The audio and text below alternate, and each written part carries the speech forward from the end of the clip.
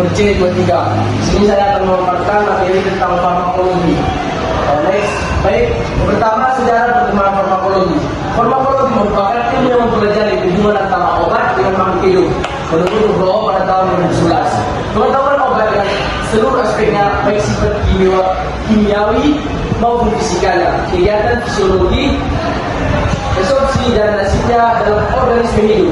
Menurut Idija dan Fajri pada tahun 2016. Next. Kemudian, mengenai farmakologi.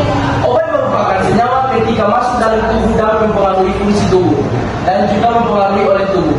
Pengaruh senyawa tersebut pada tubuh berupa suatu aspek atau berupa suatu efek, sedangkan pengaruh tubuh terhadap senyawa tersebut merupakan nasib obat dalam tubuh berupa absorpsi, distribusi, metabolisme dan ekskresi. Next. Kemudian ruang lingkup farmakologi. Yang pertama, kimia medisinal.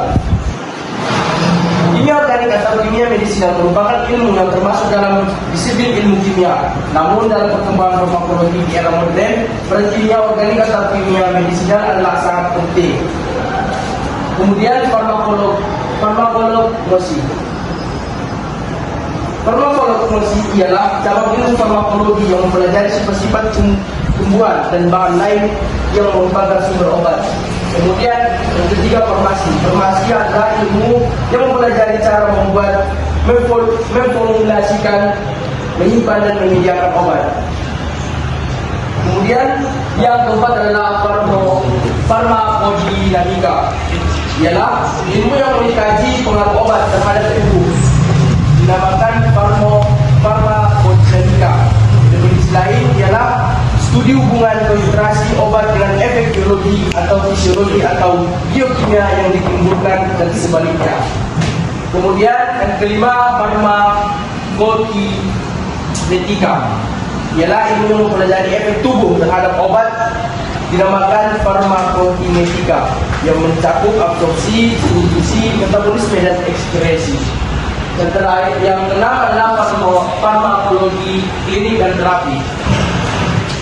Ialah peran ilmu farmakologi dalam dunia kesehatan semakin kuat seiring dengan berkembangnya konsep pelayanan kefarmasian yang sebelumnya hanya berorientasi ke produk farmasi menjadi berorientasi ke pasien.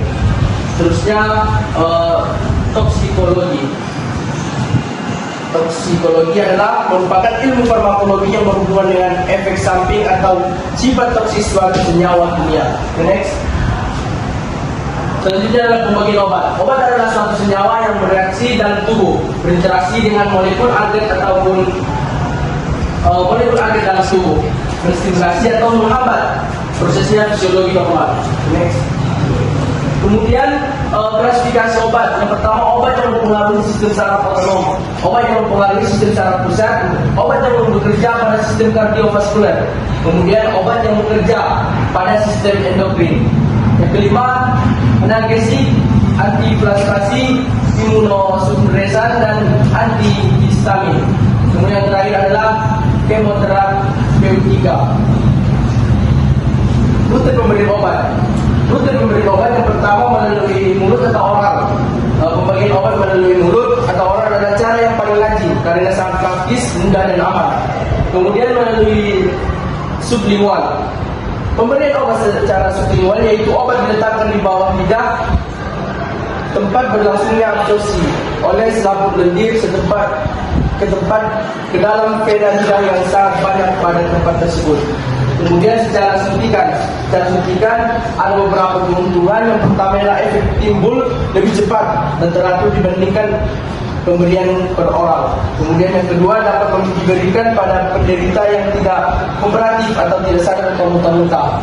Yang ketiga, saat berguna dalam sekian